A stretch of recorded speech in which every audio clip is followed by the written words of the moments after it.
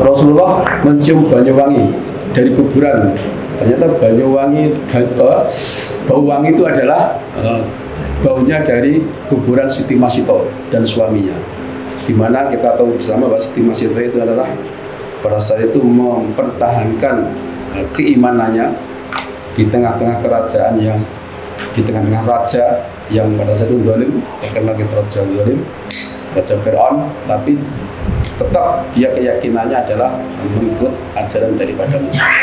Sampai disiksa, sampai di apapun dia tetap beriman apa yang menjadi ajaran dari Musa alaihissalam, seperti yang dimuat dalam surat Al-Mu'min ayat 28.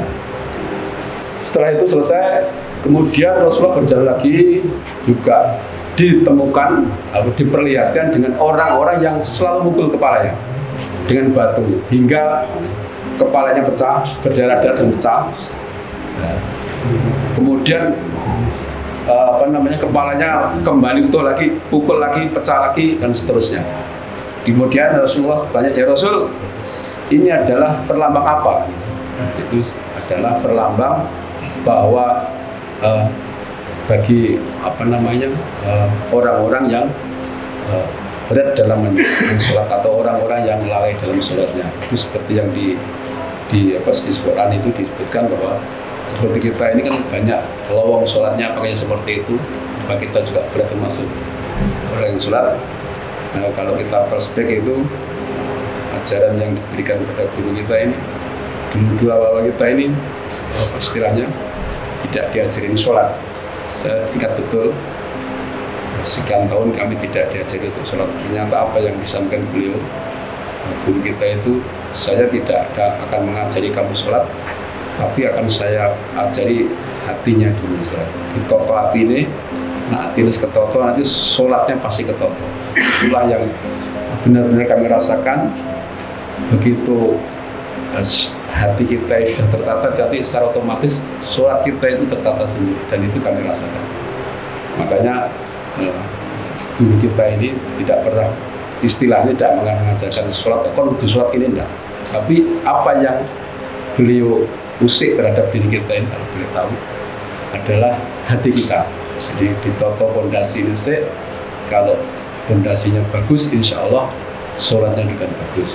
Kalau di Quran musabit hadis itu kalau hati kita bagus, di dalam tubuh kita ada segumpal darah itu yang namanya daging itu tadi atau hati baik, maka baik semua. Kalau itu maka seperti kalau salah istilahnya. Kemudian setelah itu juga daging yang baik dan daging yang busuk kan gitu ya. Tapi orang itu memilih daging yang busuk, itu juga ada peristiwa seperti itu. Terus sekarang banyak lagi doa-doa. Setelah itu sampailah pada tempat yang namanya di Masjidil Aqsa. Di situ baginda Rasulullah disuruh juga oleh malaikat Jibril untuk sholat 2 rakaat. Tapi yang aneh, pada saat beliau sudah sampai di Masjidil Aqsa, ternyata sudah ditunggu oleh umat manusia yang begitu banyak di situ sudah menunggu untuk menjadi makmum sholat.